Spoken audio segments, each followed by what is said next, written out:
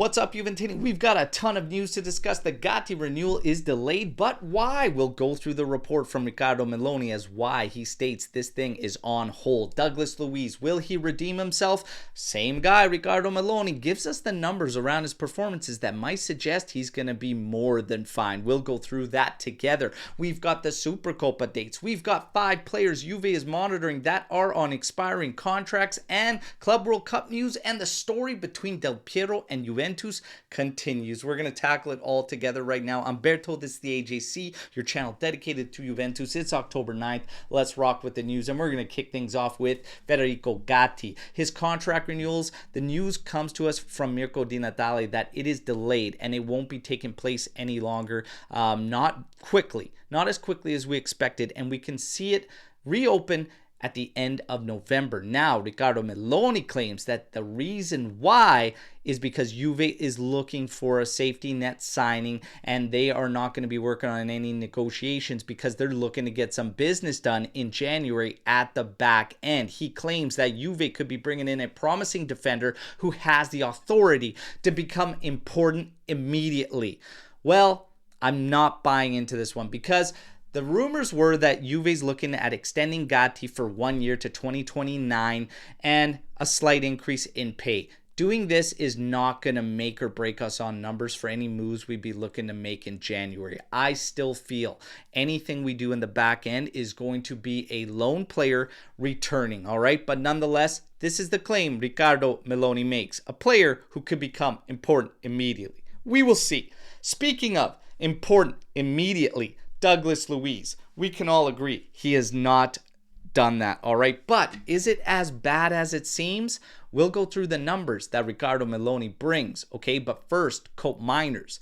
Koopmeiners, we will get a new evaluation tomorrow, but he could have a fractured rib. If that is in fact the case, there is no timetable with this type of injury. You just have to wait it out. Right now, as it stands, the reports claim he could be back for the Inter Milan match. But of course, until these evaluations are done tomorrow, we don't actually know, so we have to be patient there. But Douglas Luiz could get his opportunity to play in that role. And again, speaking to him, has it been as bad as it seems, or is it just these 2 latest mistakes that led to goals just really overshadowing kind of his slow buildup? The numbers around his play are as follows. He's 8 for 9 out of successful dribbles, second to only Yildiz. He is first for passing at 93% passing percentage. He is 4th in key passes with 6 of them, and he is 3rd for successful crosses on the team. Given the fact he's barely really played, that's actually pretty good. Thinking about using him in the absence of Koopmeiners in that role actually might be a smart play, and we might be able to see him finally thrive. But these numbers, and again, the performance against Cagliari, we didn't look threatening at all once Koopmeiners left that game until Douglas Luiz came into the game. So I actually think he's going to be okay, and I'm not going to panic with him just yet. But how do you feel about Douglas Luiz? Will he redeem himself, and would you use him at that role in the absence of Koopmeiners?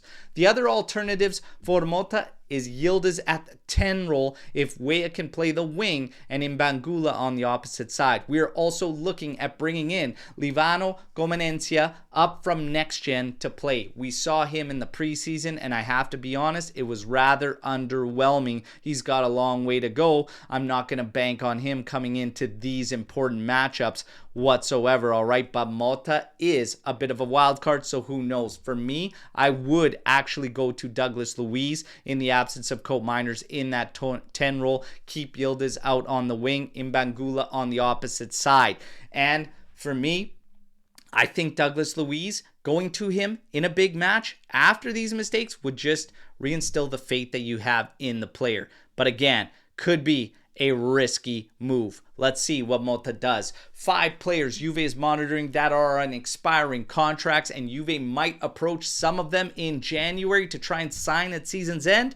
We've got Zambo Anguissa, Rooney Bargi, Jonathan David, Reinildo, and Oliver Boscagli. That is the list according to Mirko Di Natale that Juve is keeping tabs on, all on expiring contracts. Let's see what happens in January and who Giuntoli chooses to approach Jonathan David, I think, is going to be a must in my personal opinion, okay? Now, we get to the Supercoppa. We have the date set for Juve. We will face Milan on January the 3rd. And we will play the winner of Inter-Atalanta on January 6th. All of this will be going down in Saudi Arabia, all right? For the Club World Cup, we get news. Bremer, despite his season-ending injury, could find his way back in time for the Club World Cup. Look, I know I'm from North America. I know I will be attending this event and whatnot, but if I was Juve, I would not bother putting Bremer in the lineup for this competition, okay?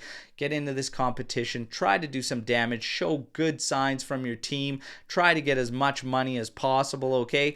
But do not sacrifice a major asset like Bremer by putting him in this.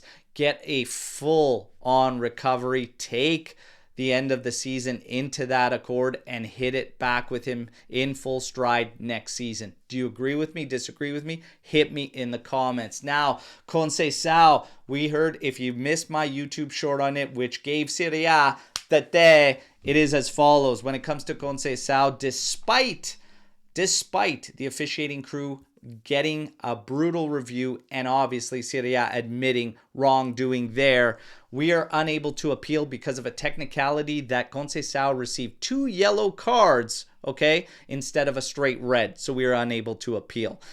Remember that situation with Lukaku? Remember when he got 2 yellows, became a red card, was sent off, but then they did the right thing and Gravina stepped in because he got the second yellow that was taunting the fans or whatnot when they were actually yelling racial slurs. Yeah, you have the power to make this right. It should have never been a second yellow and a red card. It should have been nothing. I don't think it should have been a PK, but I don't think he should have been sent off. Just make it right. But they won't, so don't hold your breath. Serie A? There, all right. Now, we get the last piece of news. The story between Del Piero and Juventus continues, and this time through his daughter, Dorotea. She signs with the Juventus women today, joining the U17 side. So welcome, Dorotea Del Piero. Beautiful stuff. And that wraps up your news break to today, everybody. You know the drill. Like the video, subscribe to the channel, join our AJC army, all right? But let me know in the comments what you think about all the news you just heard, and let's mix it up. I'm back tomorrow, as always, with another edition. Till then, fino alla fine, forza Juventus. Ciao tutti.